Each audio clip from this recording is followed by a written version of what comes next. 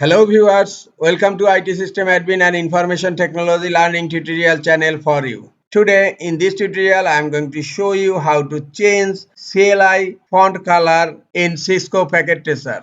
Sometimes it becomes very important for you, so don't forget to watch full video. Now I am going to show you the CLI font color.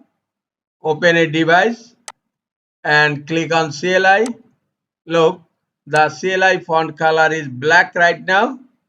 Now I am going to show you how to change this color.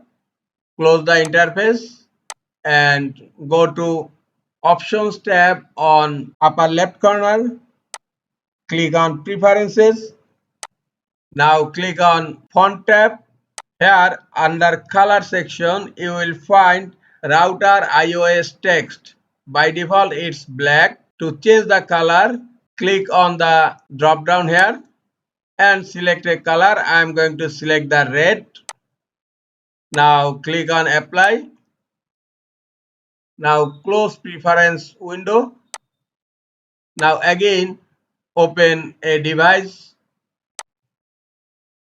and look, the CLI color has been changed to red.